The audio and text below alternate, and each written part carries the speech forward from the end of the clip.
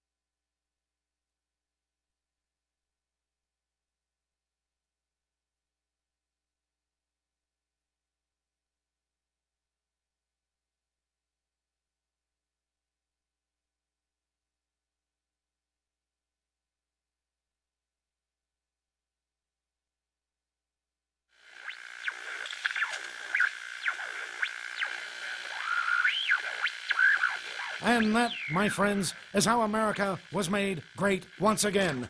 Breaking at this hour, Jimmy Sengenberger is currently at the crossroads of politics and economics. Radio broadcaster master, now the celeb on the web. He's the smarty of the party. He's in cahoots with the grassroots. Jimmy at the Crossroads brings you thought-provoking commentary, hard-hitting interviews, original satire, and the best bumper music known to man. Jimmy at the Crossroads! Gonna talk money, gonna talk politics, great for all generations. Oh, what a great mix, I said. Gonna talk money, gonna talk politics, great for all generations. Oh, what a great mix. I got Jimmy at the Crossroads, making sense out of nonsense. People want answers, they want to understand. They come to the crossroads and Jimmy gives them the plan. I said, gonna talk money, Gonna talk politics, great for all generations. Oh, what a great mix. I got Jimmy at the crossroads, making sense out of nonsense. Come on, Jimmy, what you got?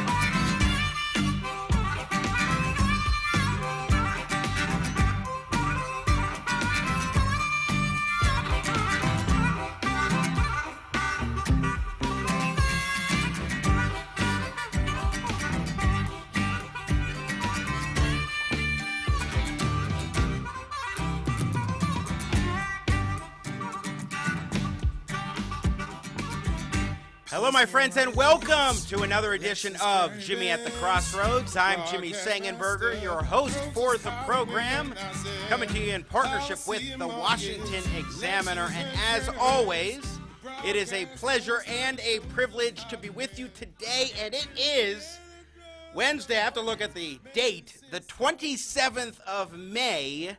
We're almost done with the month of May. My gosh, time just flying right on by in the year 2020, and what a year it is indeed. Good to be with you today, as always. Thanks for joining us. If you want to be a part of the festivities, you can tweet at me. You see it right there on the screen, my Twitter handle, at SangCenter.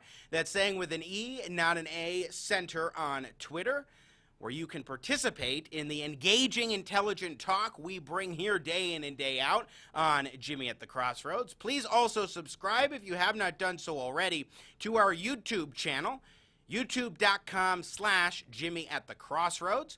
Also, be sure to like us on Facebook, Jimmy Sengenberger, media personality. And follow our partners at the Washington Examiner on Twitter, Facebook, and YouTube as well. Plus, of course, WashingtonExaminer.com, the place to go for important reporting and excellent commentary on the issues of the day. Great show coming up today. Looking forward to talking with Mica Soellner, who is a breaking news reporter at the Washington Examiner, because, well, it's Washington Examiner Wednesday. So we're going to talk with Mica about some of her latest stories, including some controversies surrounding Gretchen Whitmer, the governor of Michigan, President Trump, and I'll talk about it in a moment as well, his tweets about mail-in ballots, mail-in voting, and more we'll discuss with Mica Soellner from the Washington Examiner. We will also be joined by Professor Ilya Somin. He is a professor at George Mason University, professor of law at their Scalia Law School. We're going to talk with him about his new book, Free to Move, and as part of that, discuss the immigration ban that President Trump has had in a number of countries during this pandemic. We'll have a discussion with Professor Somin about that. And let's just say he's not a fan of any type of immigration ban as a big immigration advocate. It'll be interesting to have this discussion. But first, let's put up the tweet that now Twitter is fact-checking. Pick one. President Trump tweeting out just yesterday a couple of tweets about mail-in voting. He says there's no way, zero, that mail-in ballots will be anything less than substantially fraudulent. Mailboxes will be robbed, ballots will be forged, and even illegally printed out and fraudulently signed. The governor of California is sending ballots to millions of people, anyone living in the state, no matter who they are or how they got there, will get one. That will be followed up with professionals telling all of these people, many of whom have never even thought of voting before, how and for whom to vote. This will be a rigged election, no way. And look at the blue on there. Look at the blue on the screen. Exclamation point. Get the facts about mail-in ballots on both of those tweets. That's Twitter correcting the President of the United States in his tweets. This is a new thing Twitter's just doing. Facebook's already been doing this kind of thing. Twitter was doing it about coronavirus, COVID-19. Now they're doing it about other things. Fact-checking the President of the United States. Now, 2 points to be raised on this. One, the Twitter fact-checking point is stupid. I'll just go out and say it. I think it is wrong for Twitter to be fact-checking anybody. Same thing with Facebook. It is not the responsibility of those outlets to determine what is or is not truthful or factual, especially because they can skew the facts however they want. And you can see much of what the president was presenting in that tweet was opinion. Now, on the one hand, of course, Twitter should not be doing that. I think it's wrong for Twitter to be fact-checking the President of the United States or anybody on something like that. That's number one. And by the way, let's put up their rationale and what they are correcting in pick 2 on the screen. You can see what the folks at Twitter have done as far as the actual correction language. And they point to several different things. Trump falsely claimed that mail-in ballots would lead to a rigged election. However, fact-checkers say there is no evidence that mail-in ballots are linked to voter fraud. Trump falsely claimed that California will send mail-in ballots to anyone living in the state, no matter who they are and how they got there. In fact, only registered voters will receive ballots. And 5 states already entirely vote by mail, and all states offer some form of mail-in absentee voting, according to NBC News. Now, that gets to the second point, the substantive question. Yes, President Trump is wrong on a lot of what he says. I say that as someone here in Colorado, where we have been doing mail-in ballot voting since 2013, where everybody gets a ballot by mail. And as I wrote about in the Washington Examiner a couple weeks ago, about the need to beware the push for all mail voting, there are problems. Make no mistake, and there is voter fraud that can happen, especially if you rush it. The problem is not so much mail ballots itself. If you have a good system in place, and overall we do here, although there's a problem with voter ID verification and same-day voter registration that needs to be ironed out. You need to ban this idea of ballot harvesting where you can collect a whole bunch of ballots at once, so forth. So there are steps that need to be taken and better things to be done in states like Colorado, the 3rd state to implement vote by mail statewide, that need to be done. And the rush to mail voting is where the president would be right. Is if you rush it, you're not going to be able to put those safeguards in place to protect the integrity of the election. But that doesn't mean that you should be categorically saying mail-in ballots will lead to massive fraud. While there are instances of fraud that take place, there is not sufficient evidence to make those claims. Even Laura Ingraham, will play one clip real quick. Laura Ingraham, in cut 4, in a conversation with Dan Patrick, Lieutenant Governor of Texas, she had this to say about, well, she cited things from 2005 and 2004 before we had a lot of experience, more so, with mail ballots. The Bipartisan Commission on Federal Election Reform was co-chaired by that noted right-winger Jimmy Carter. Okay, well, it found in 2005 that absentee ballots remain the largest source of potential voter fraud. Citizens who vote at home, at nursing homes, at the workplace, or in church are more susceptible to pressure, overt and subtle, or to intimidation.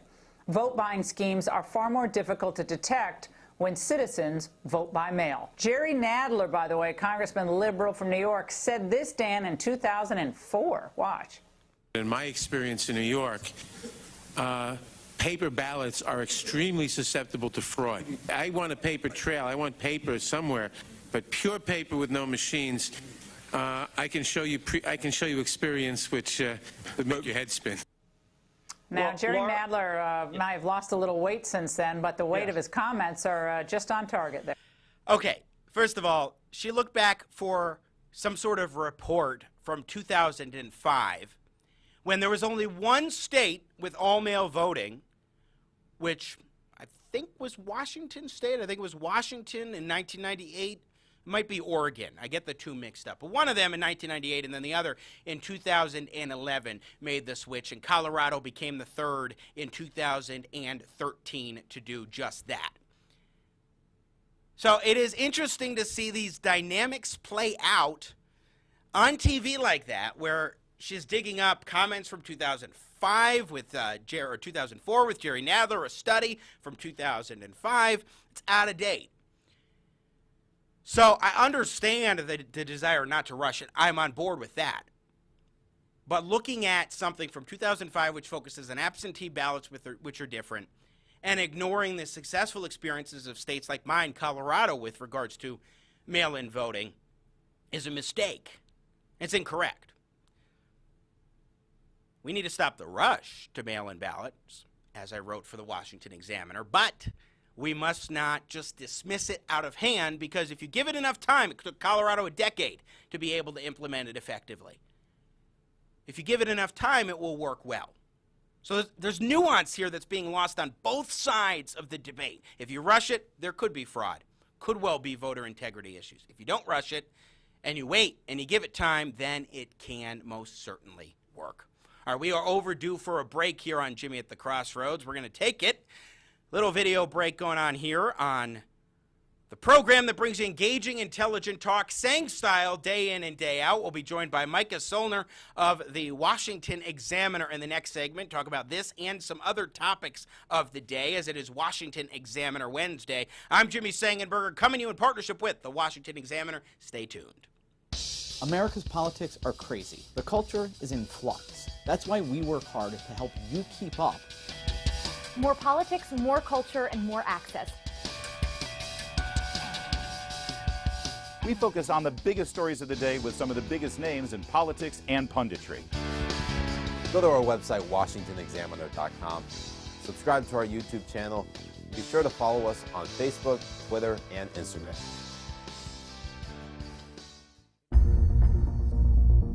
Do you suffer from feelings of entitlement, self-righteousness, and arrogance? Fits of resentment, anger, and hypocrisy? Terror that the world is going to end, or even worse, that the world isn't going to end and that things are going to get better? A deep need to point fingers, deflect, or deny? Uncontrollable stress, frustration, or depression? Fear of recession, fear of no recession? Then you may have PTDS, or President Trump Derangement Syndrome. Fortunately, there's new Magatol, the proven cure for PTDS. Just one Magatol a day realigns your sensibilities by bypassing erratic brain signals to amplify the logic receptors. Talk to your Obamacare doctor today to see if Magatol is right for you.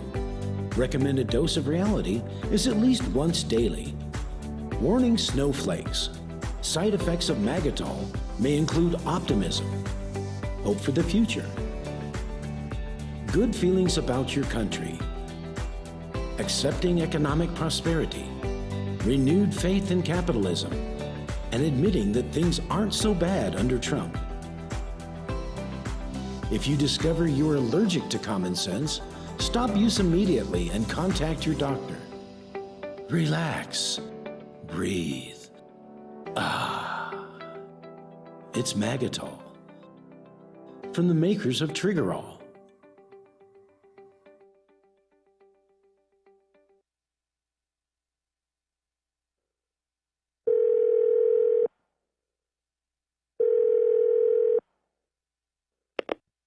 Hello, Jimmy. This is President Ronald Reagan, calling from the great beyond on your hotline. It's a different number than the one I used to contact Mr. Gorbachev, but it's no less important, especially at this kind of time. Well, Nancy and I, we stay on the ranch now here in heaven, and we're your biggest fans. We sit out on the porch there, and I'll have my Nancy, bless her heart, she makes me some tea, and we listen to your show, every minute of it. We fully support you in what you're about to accomplish in the future. Nothing but peaceful progress. Some people say, well, what will Jimmy do now? Well, stand by, because you're going to see some real fireworks. This young man has so many great ideas, and so forth. Why, I hate to interrupt, Ronnie, but let me just say this about that. I couldn't agree more with the way that you and Nancy feel about this entire thing. Jackie and I have been observing and listening to the Sengenberger show, and with regards to that, he's on the edge of a new frontier. No looking back, and I declare that by the time this decade is out, he'll have a syndicated show that will spread all the way across the universe.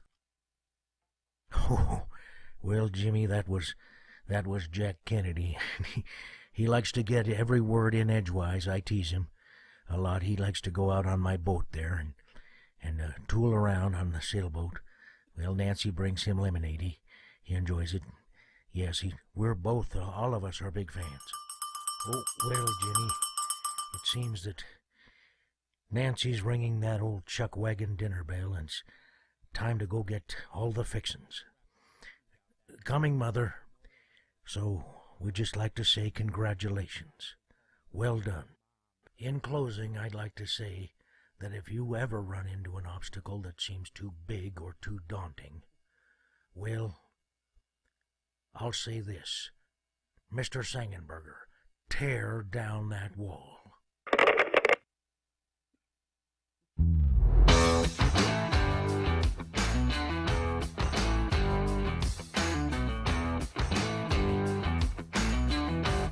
Hey, Jimmy Sengenberger, we just heard one of the greatest presidents of all time and his wise words of wisdom.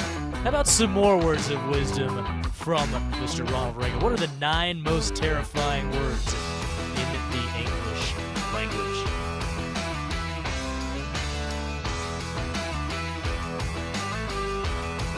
Nathan Matoush, producer extraordinaire. Those 9 words are, I'm from the government, and I'm here to help. The 9 most terrifying words in the English language, indeed. Welcome back to Jimmy at the Crossroads. I am Jimmy Sengenberger.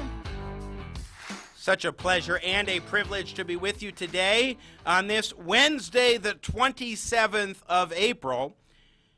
And of course, here on Wednesdays on Jimmy at the Crossroads with yours truly, Jimmy Sengenberger hosting, we always like to check in with our friends at the Washington Examiner for Washington Examiner Wednesday. And we've got several different topics of conversation on today's agenda, including President Trump's tweet about mail-in ballots that has spurred controversy and what Joe Biden is doing, appointing a voting director of some sort.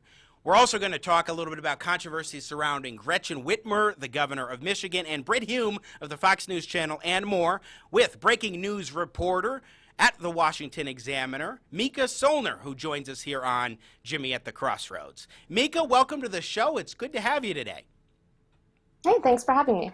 Thanks for coming on. So I want to start with the tweet that we were just talking about in my opening monologue in terms of let's put it up on the screen, what President Trump tweeted out just yesterday that ended up getting fact-checked by Twitter. Right on Twitter. It's the first time they're doing a fact check that isn't COVID-19 related, which even that is something new. What did you make of that tweet and sort of the controversy surrounding it? Yeah, so Twitter has really, expanded their policy to fact check things throughout COVID-19. I think maybe possibly the reason they did issue a fact check for this tweet is because, absentee ballot is such a heavy topic that's been debated now because of the pandemic. Obviously, there has been criticism by the president and his camp and supporters of him saying perhaps there's a double standard if you're going to fact check the president and maybe, probably other prominent Republicans, why not fact check maybe some other people on the other side? And so the debate that's being shared now is how can they possibly fact check everyone and make it kind of accurate and fair is what I'm hearing. Yeah, that balance.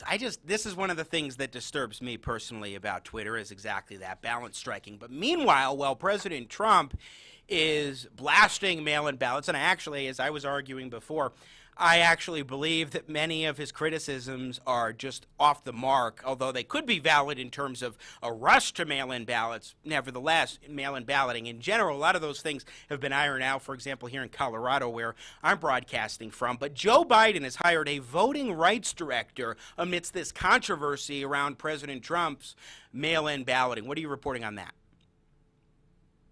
Yeah, so the Biden campaign did hire someone for voter protection, and it's someone who was formerly staffed with the DNC, who has expertise in that area. I just think it shows a contrast between what Biden is trying to put forth as opposed to Trump, who has spoken out on, voter fraud and absentee ballots and things like that. So I think it just shows, especially with the Democratic Party, that they really want to focus on expanding voter access instead of possibly being a little bit more restrictive or, I guess you could say, overly careful, such as a lot of Republicans want to do. Yeah, it's an interesting discussion. Now, I have done a lot of research into mail-in balloting, especially being here in Colorado. I've talked with a number of election experts, and the idea that mail-in balloting is necessarily and always going to result in greater voter turnout, I don't think exactly fits with what the data show. However, you do have this push from Democrats who believe that it will expand access and will expand voter participation, especially during the pandemic. Although I find it interesting that we have this push now in 2020 to do it, when in a state like Colorado, you can look at Oregon, Washington, the first three to do it. It took years for this kind of thing to get put in place. But with that in mind, in terms of the voting rights issues, what is this person supposed to be doing that the Biden campaign is looking to move forward with in terms of a voting rights director? What will be their role? So not a whole lot of information has been provided exactly on what the role is going to entail yet, but I assume it's going to be, perhaps a lot of just making sure that people do have access to voting, whether they, don't want to be, vote in person during the pandemic if their state isn't allowing a full-on absentee ballot, vote like some states have proposed, such as California and Michigan. So I'm sure it's just about, expanding access and making sure people have that opportunity to do so this fall. Again, Mica Soellner is our guest, breaking news reporter at the Washington Examiner. Let's shift gears here to Gretchen Whitmer, who is the governor of Michigan. We don't have a video for this, but we do have some. You can at least see her on the screen a little bit because we do have some B-roll of Gretchen Whitmer. But she made a comment, and I'll read it and then ask you to share with us some of the specifics. About what led to this comment about her husband making a remark. My husband made a failed attempt at humor last week when checking in with a small business that helps with our boat and dock up north. Knowing it wouldn't make a difference, he jokingly asked if being married to me might move him up in the queue. Obviously, with the motorized boating prohibition in our early days of COVID-19, he thought it might get a laugh. It didn't. So in other words, you have Governor Whitmer of Michigan's husband making a joke on the phone with a guy who handles the boat, and it's gotten some backlash. Tell us more, Mica. Yeah, so I think people are really concerned about the fact, at least the people who have been critical about that incident, is that they feel that perhaps the governor isn't taking her own restrictions seriously, at least coming from her husband. And we have seen that Michigan does have one of the stricter lockdowns during the pandemic. So there's definitely been criticism about that. Another thing that I'm hearing is that I know some state Republicans found that it was a little bit hypocritical. If that was the case, if that was what her husband was trying to do, which of course the governor said that, of course it was a failed attempt at humor, which I'm not take that with a grain of salt. But so basically, what we're hearing is, I think people are saying, why should they follow in line with the restrictions of the state if perhaps the leadership isn't going to? Yeah, there's this perception of being out of touch, I think, Mica, where there are a lot of politicians on both sides of the aisle who make comments or do things while all the shutdowns have been happening, while the economic malaise and strife and restrictions are taking place, that have given people the perception that a lot of politicians are deeply out of touch. And I think it makes it more difficult for some Americans to get through this from the standpoint of, why aren't they dealing with the same kind of circumstances we are? Why do they seem to get special passes here? Yeah, I think it goes beyond politicians as well. I think a lot of people see that possibly within Hollywood or, the extreme rich of the country who can say, stay home while they have a lot of, amenities to themselves, which a lot of people don't. A lot of people are out of work and they're frustrated with the economic situation of the pandemic that's been brought forth on them, with no fault of anybody. Speaking of Hollywood, I had not seen any other reporting on this until I was prepping for our interview with Mica Soellner from the Washington Examiner. California, state of California is suing CBS, Disney, and Criminal Minds producers over allegations of sexual misconduct on sets. What's happening there? Yeah, so there is apparently, been an investigation that's been done by the state regarding some of the producers of Criminal Minds who say that there was, their cinematographer had engaged in sexual misconduct for years, and the production of the show just kind of let it go forth without taking any serious action. Obviously, that has been, I guess not debunked, that's not the right word, but denied by the studio and everything. But the state is suing just about that incident. So I guess we're going to see how that goes. But there's been, coherent denial by anything that's happened. They're saying that they did take action, but we'll have to see what comes to light. But essentially, the person who is being accused of this allegedly, did retaliatory firings if someone didn't engage in unwanted sexual advances, and just a series of really inappropriate incidents that are being investigated right now. Yeah, as you report, St. John's, Gregory St. John's, the cinematographer, spent 14 years working on Criminal Minds and fired over a dozen men who resisted unwanted groping and sexual harassment, according to the Associated Press. I mean, this is an extension. It reminds me of the Kevin Spacey accusations against him in some ways. But one thing, of course, that the studio states, according to your reporting, is, quote, the company works hard, that is ABC Signature Studios, the company works hard to maintain a work environment free from discrimination, harassment, or retaliation. Any thoughts on the timeline for this? Anything else we should know, Mica?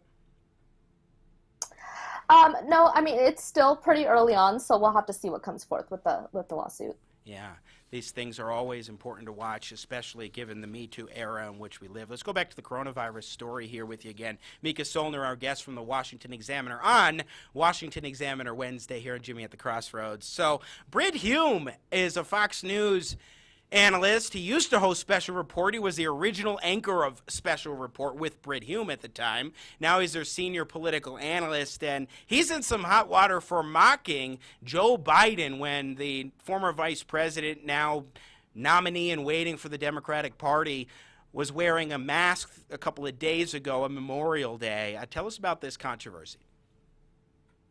Yeah, so essentially, we did see Joe Biden and his wife at a Memorial Day service wearing, these large black face coverings, to protect from the virus.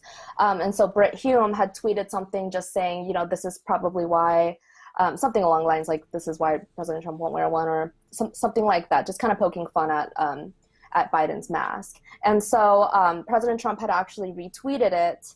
And, there was a lot of criticism saying that, we really shouldn't make fun of this older man who's just trying to protect himself from the coronavirus. But, Brit Hume appeared on Fox News yesterday, and he was basically just saying, masks tend to look ridiculous on people. Obviously, it's his opinion.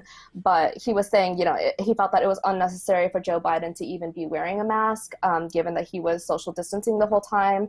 And there has been some pushback we saw the White House press secretary as well, saying that she didn't really understand why he was wearing one outside when he wasn't while he was quarantined in his basement, when he was surrounded by people in closer proximity. So that's a little bit of the pushback that's been put there. Yeah, I mean, it is abnormal to see people in masks, that's for sure. We're still not used to it, and you like seeing people being able to smile and all that good stuff. But in terms of Biden, I think the number one thing that Brit Hume was pointing at, Mica, was the fact that he had a really big mask, like it was really covering his face, and then and we'll put up the B-roll again of him on the screen. But he also was wearing dark sunglasses, and that image itself was a bit of a strange one, I would have to say, in terms of the whole combination. Yeah. I mean, I think that's what he was getting at and he also did point at, Trump possibly being a little bit too vain to wear one, and he's very cautious of his appearance. So definitely, it is a vanity thing. Sure. I think he was getting at. Again, breaking news reporter at the Washington Examiner, Mica Soellner, joining us here on Jimmy at the Crossroads. Let's talk also about getting back to school. So you're reporting, Mica, that 1/5 of teachers, according to a poll, are unlikely to return to schools as everybody's looking at America trying to get back to normal. What's going to happen come the fall with the school year? What do we find out? Who did the poll? Tell us more. Yeah, so the poll came from USA Today and Ipsos, and basically it's saying that 1 in 5 teachers aren't going to return in the fall, largely because of some of the difficulties that they've had teaching remotely during the pandemic. They feel that perhaps some students may fall behind. A large number of teachers actually felt that a lot of students may fall behind because of either a lack of access to the needed technology or resources to be better prepared for their education.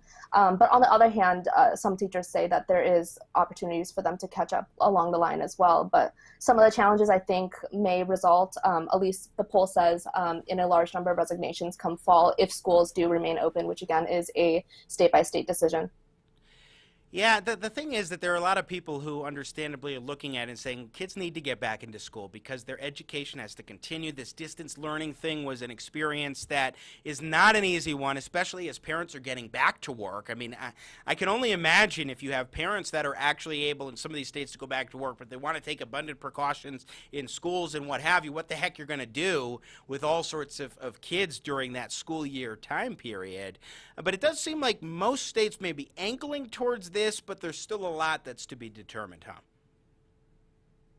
Yeah, I think so. I think I guess it depends, where the curve is in different states, and we'll definitely see, some challenges with that down the road. We did see President Trump call for the reopening of schools ASAP, which, of course, that's take that with a grain of salt. But it all depends on a number of factors, given how the pandemic looks. Yeah, absolutely. Well, it is always interesting to see variety, and that's one of the things that I love about the Washington Examiner. You cover a range of different political and societal and economic topics right at WashingtonExaminer.com. Mica Soellner, thanks so much for joining us here on Jimmy at the Crossroads. Great to check in with you today from the Examiner. Thank you.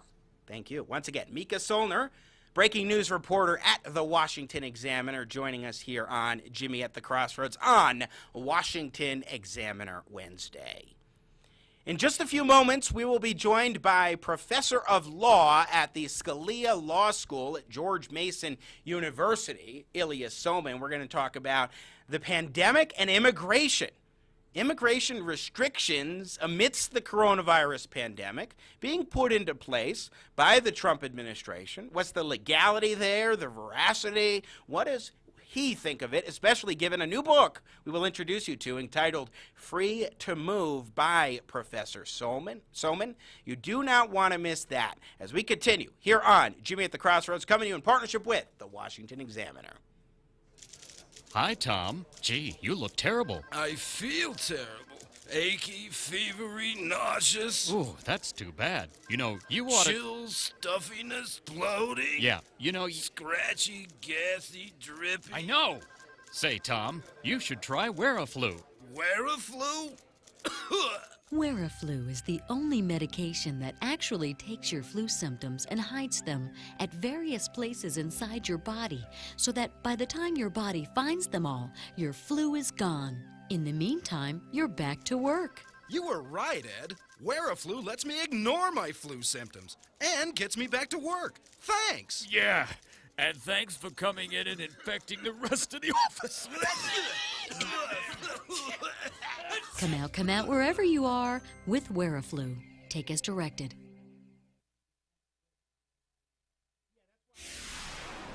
And now, the further future adventures of Starship Winkler. The captain finds himself up against a worthy adversary, a meteor maid. Oh, come on. I was only in there 2 parsecs. You can't double park here. You're in a twilight zone. I didn't see the signpost up ahead. Plus, your plates are expired. Hold on. I've got an idea. This is not the double-parked starship you are looking for. This is not the... Oh, come on, really? You're gonna try and pull mind tricks? What do I look like, a Gungan? Misa thought it would work. Here you go, Captain Schnook. Ah, womp rats. A summons? See you in court. You mean I gotta come back all the way across the galaxy? Oh, look. This is right in the middle of Ponfar. And if I miss it, it's another 7 years. Tough tribbles. Well, was the captain really parked in a twilight zone? Will there be a twist ending? Tune in next time when we hear... Look, maybe we can, work something out. What do you have in mind? A couple passes to the Space of Palooza Festival, free parking. I will see you in court. You will pay in full. Sign here, please. You will see me in court. I will pay in full. I have signed here. Thank you. Have a nice day. What the How does she do that? On Starship Winkler.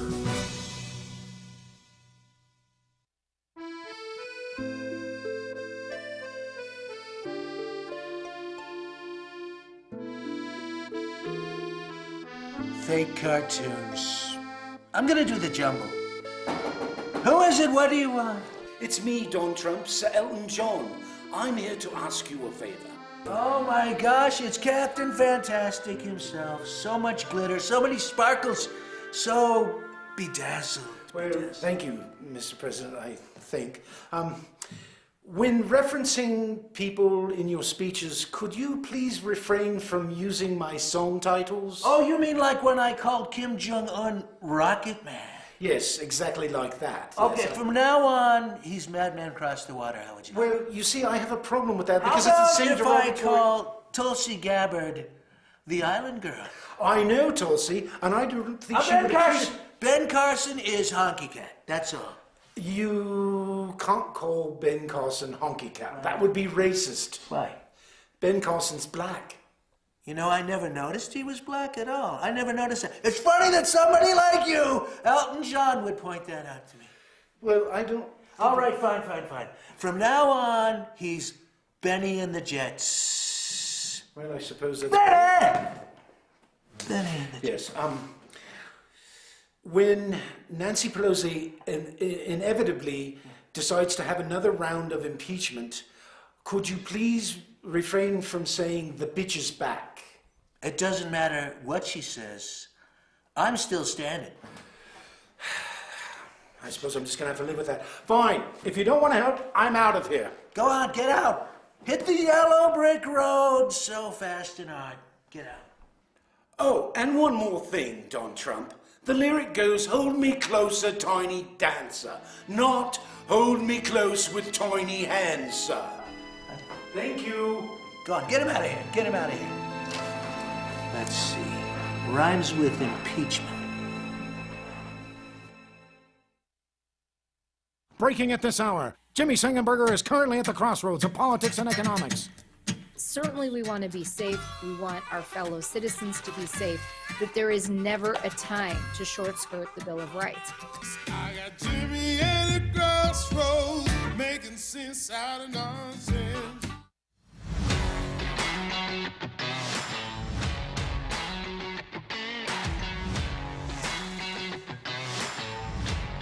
And Crossroad fans, let's welcome back your host of Jimmy at the Crossroads. He bleeds red, white, blue. He's a patriot, folks. Jimmy Sengenberger.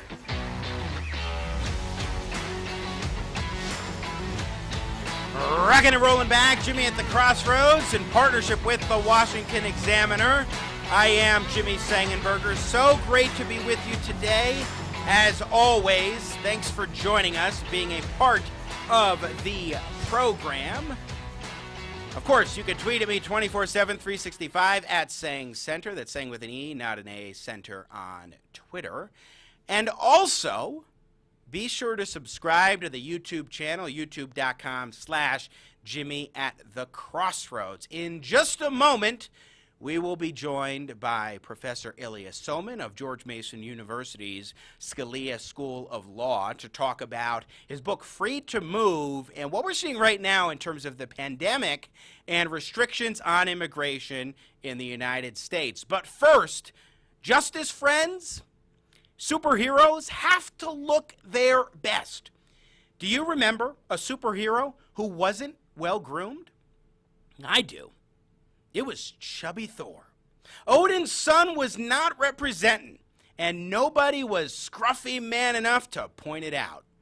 Don't do that to your superhero dad. With great grooming comes great responsibility. After Dad leaves his fortress of solitude, the bathroom, he wants to come out of his dad cave having transformed from Shaggy Man into Scruffy Man. Scruffyman.com is your source for Dad's grooming power. Groomers assemble the beard grooming kit for men. It's got everything you need for daily grooming. The state-of-the-art MK2 razor is made from the same aluminum as the UH-60 Black Hawk helicopter. You'll think Stark himself designed it for your Iron Man. Make sure your superhero dad is Scruffy Man. He'll look his best faster than a speeding razor, able to cut through jungles of hair in a single swipe. So log on to scruffyman.com today. You'll get free shipping on all orders over $49, and your gift will arrive quick as a flash. Use the promo code Jimmy and Shazam. You'll get an additional 20% off Father's Day discounts. That's scruffyman.com and use the promo code Jimmy at checkout. Appreciate our friends and sponsor at scruffyman.com. So right now we are amidst a pandemic, and this pandemic has changed a heck of a lot of things about how we live. It's also impacted immigration to the United States and what restrictions have been put in place at the federal level on people able to come into our country. Is this legal? What has been done? And how does it fit in with the idea that you are free to move? That is, that it's not just ballot box voting, but also moving with your feet that matters. I'm pleased to be joined by the author of this book, Free to Move, Foot Voting, Migration, and Political Freedom. Professor Ilya Somin of George Mason University's Scalia School of Law joins me now. Ilya, welcome to the show. It's good to have you today. Thank you very much for having me. I appreciate the time today, especially because this is such an interesting topic. And so I want to start with the one that's especially relevant today as far as the pandemic, and then broaden out into more of what your book talks about and so forth. So let's start there, which is what has been done at this point up till now to address the pandemic. At least that's the argument, of course, for restrictions on immigration. What policy steps have been taken, and what's your overall sense for the appropriateness and legality of that? So broad question to start.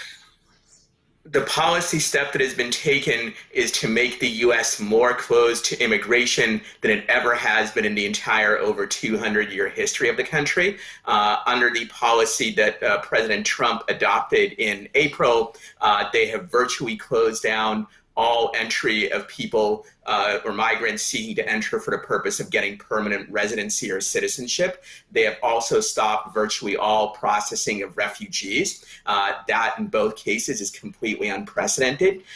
They have not blocked all processing of temporary work visas. That's a separate topic, but they have blocked, in effect, virtually all entry by people who would want to try to stay permanently.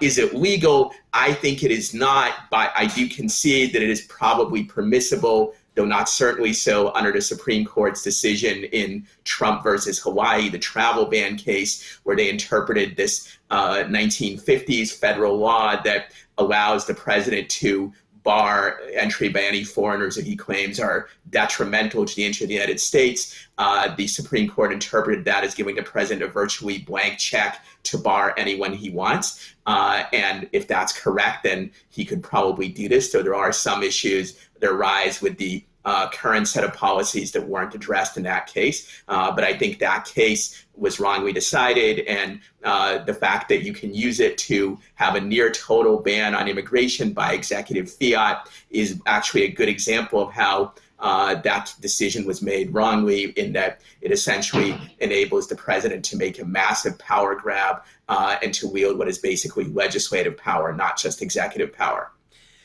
And that expansion of executive power is something Congress has repeatedly authorized in a lot of different areas, though, so it's important to keep that in mind. In terms of the case, though, with Trump versus Hawaii, I mean, it doesn't come down more than anything to the circumstances of why, you know, if we have a certain crisis situation, he's concerned about national security implications. In this case, he's concerned about the spread of the virus, that at least from the viewpoint of the court, it provides some sort of a justification or a reasonable pretext to take such a drastic step?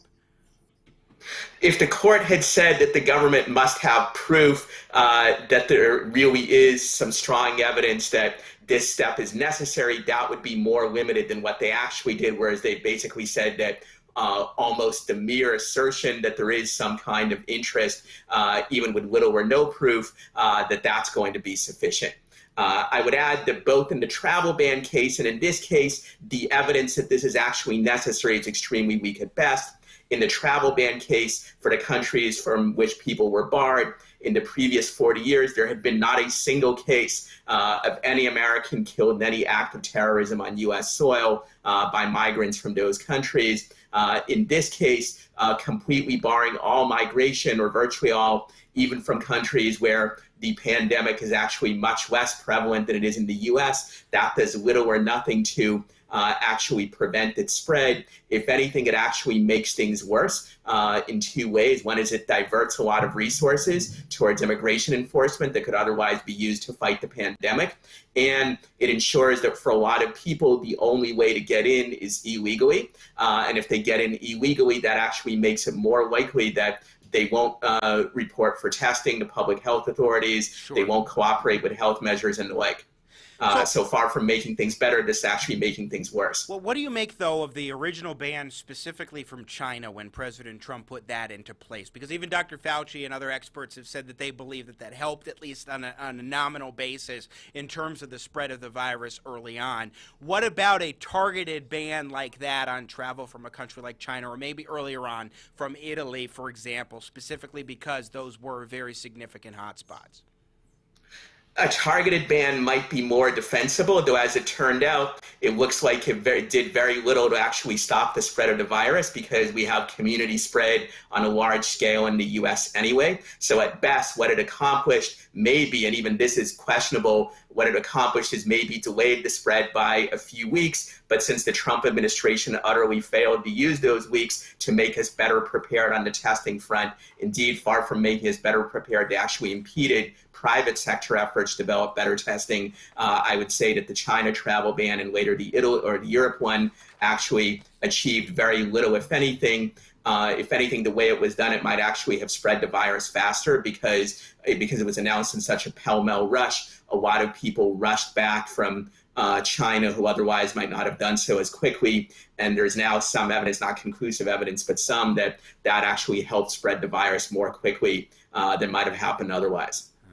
Obviously, I don't want to delve into a debate on some of those aspects, but it's interesting from the pandemic ban standpoint to get your perspective on that. I tend to think that it at least helped to slow the spread. I want to ask you, though, because in your piece that you had published for Reason and the Volokh Conspiracy about this exact topic, there was a response from Jason Richwine of National Review responding as follows, and I want to get your reply to this. Libertarians who take Somin's position that almost everyone should be allowed to enter, but not terrorists or disease carriers, need to answer a follow-up question. How do they intend to enforce the restrictions? Surely not with a border wall, which is anathema to immigration boosters. How about expanding the Border Patrol, ICE raids, a nationwide ban on sanctuary jurisdictions? To my knowledge, they oppose all of those tools for immigration enforcement. So what would you do, and this will bring us into the broader discussion, whether you're seeing, as we saw on the screen there,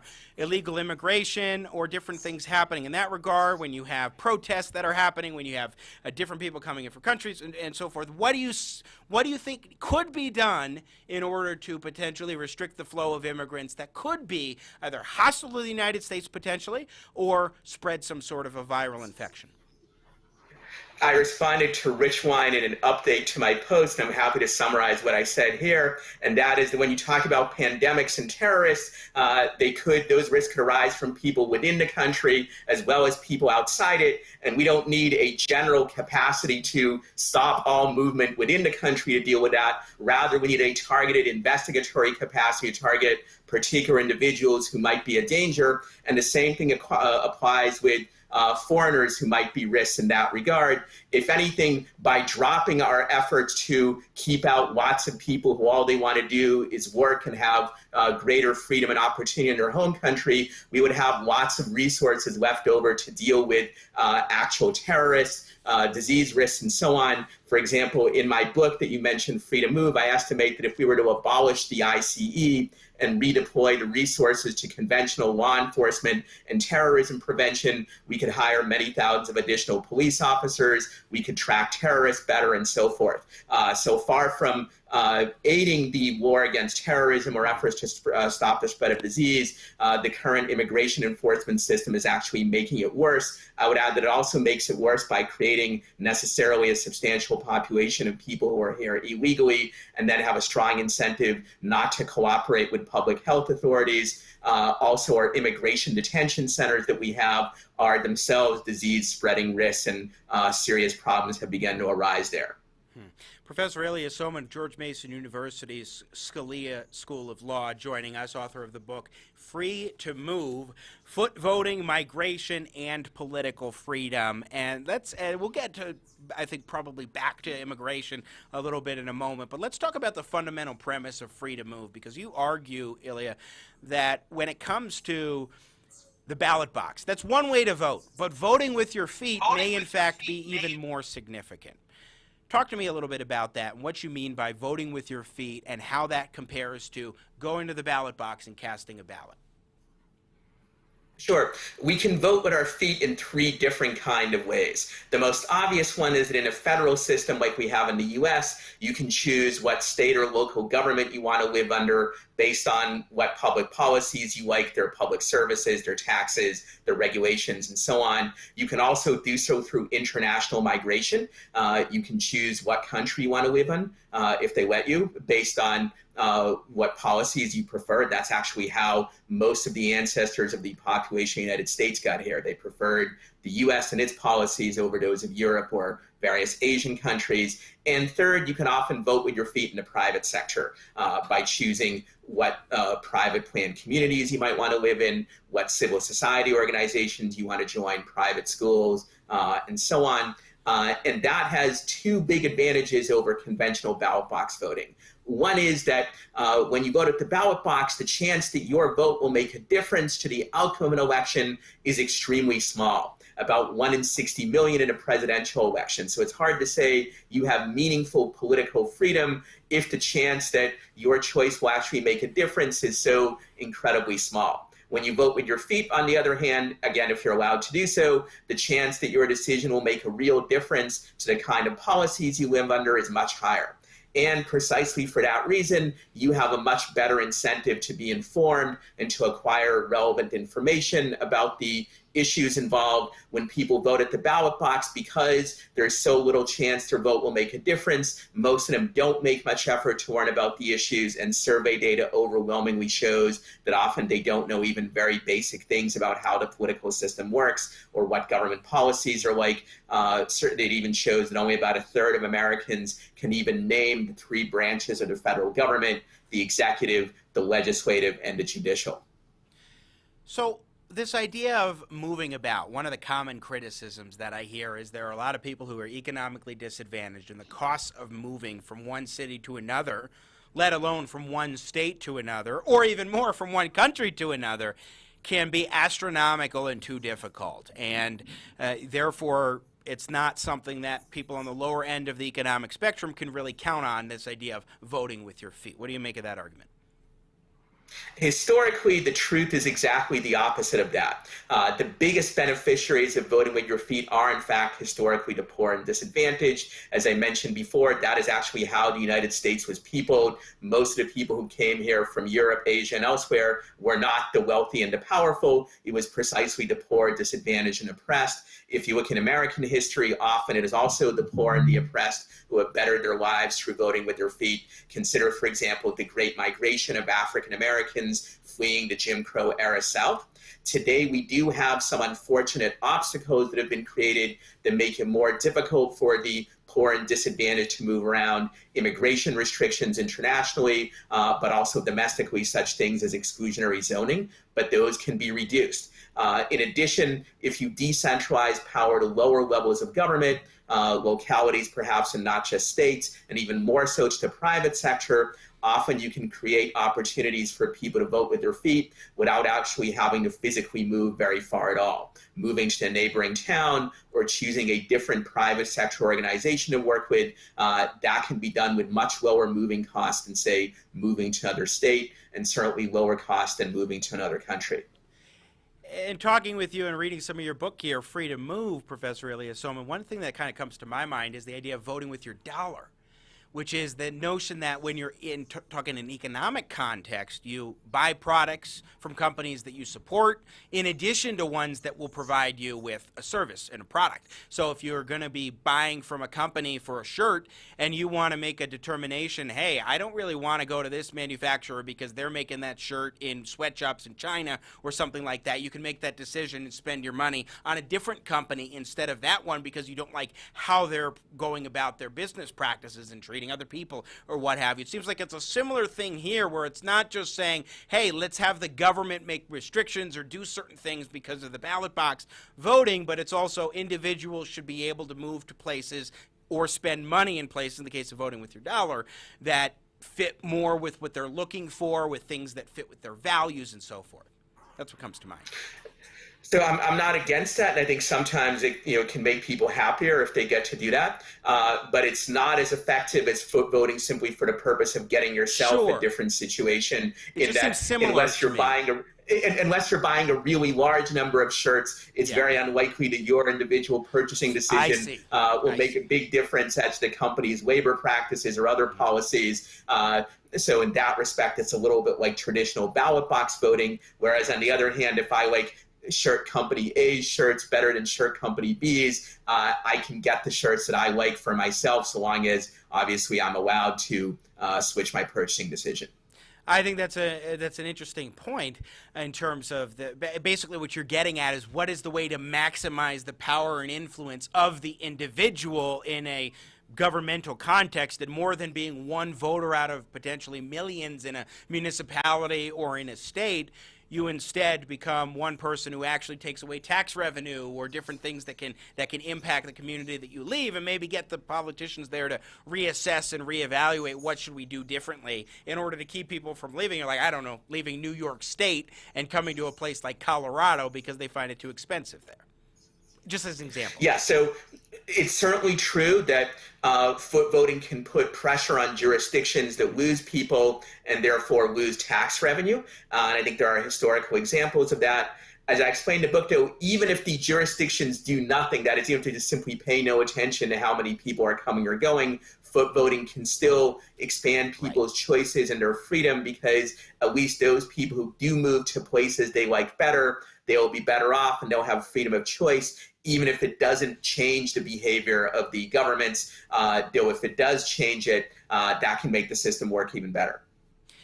Yeah, no, it's important to keep in mind that not all of these effects will happen, or not all effects happen to any decision that an individual makes. I mean, you're going to have certain interpretations that may come from the politicians you leave behind, and other impacts and things that may come down the line. Again, we're talking with Professor Ilya Somin at George Mason University's Scalia School of Law, author of the book Free to Move. Professor, when you talk about the idea of foot voting from an immigration context, play that one out for us, especially given that right now we have a lot of concerns about Americans who feel that genuinely jobs are being taken by illegal immigrants who come into this country, or even to some legal immigrants who come into this country with permission through H-1B visa programs, just as one example, but others similar to that. What do you make of the idea, first, of voting with your feet in immigration context, and then second, the economic criticism that we often hear from folks these days, especially for President Trump, but many others, about immigration and what it can mean for average American workers? So immigration is definitely a mechanism of voting with your feet. I think that's pretty obvious. In fact, that's the entire history of the United States, is immigration building up this country because of voting with your feet. On the jobs argument, I think that argument relies on a fallacy that economists have long pointed out called the lump of labor fallacy. This is the idea that there's a fixed number of jobs, so that if person A gets a job, that necessarily means that B, C, or D can't have one.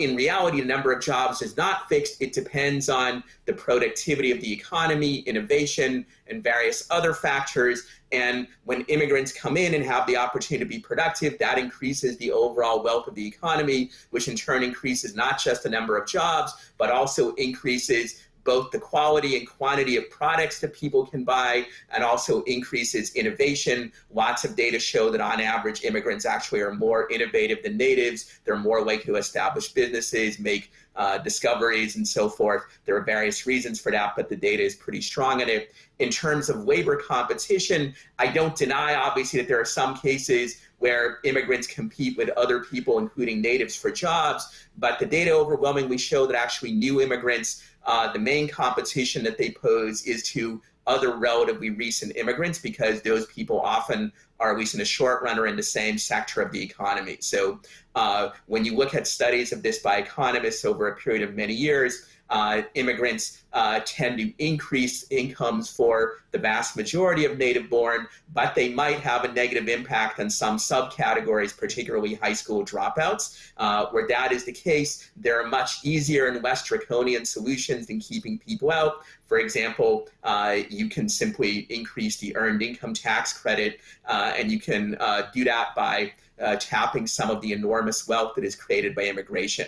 I would add, some people think, well, things must be different when there is a recession or possibly even a depression going on, but historical studies suggest otherwise. During the Great Depression, for example, we deported several 100,000 Mexican Americans, including even some that were U.S. citizens. Studies of that show that that actually had no increase in terms of native-born wages in the areas where these people were deported from, in part for the kinds of reasons that I mentioned earlier, that often they're not in the same job market as natives, and also any beneficial effects on natives were more than offset by harmful effects like increasing prices, decreasing productivity and innovation, and so on. Very interesting. We're out of time, but I will definitely have you back for further discussion on the immigration issue. But be sure to check out Professor Ilya Somin's book, Free to Move, Foot Voting, Migration, and Political Freedom. So great to have you today. Best of luck with the book, and thanks for taking the time on this Wednesday to join us at the Crossroads. Thank you so much for having me. Thank you, Professor. Again, Professor of Law at the Scalia Law School at George Mason University. Ilya Somin joining us. Check out his book, Free to Move. And yes, by the way, George Mason University is the home as well in the economics department of the John M. Olin Distinguished Professor of Economics, Dr. Walter E. Williams, who was on the show just a couple of weeks ago. Well, that is it for us today here on Jimmy at the Crossroads. Working up a great show the next couple of days. Papa John will be joining us tomorrow. Yes, that Papa John Schnatter will be joining us tomorrow here on Jimmy at the Crossroads to talk a little bit about small business and how to resuscitate the small business space. That should be interesting for sure. Some big interviews coming up next week as well.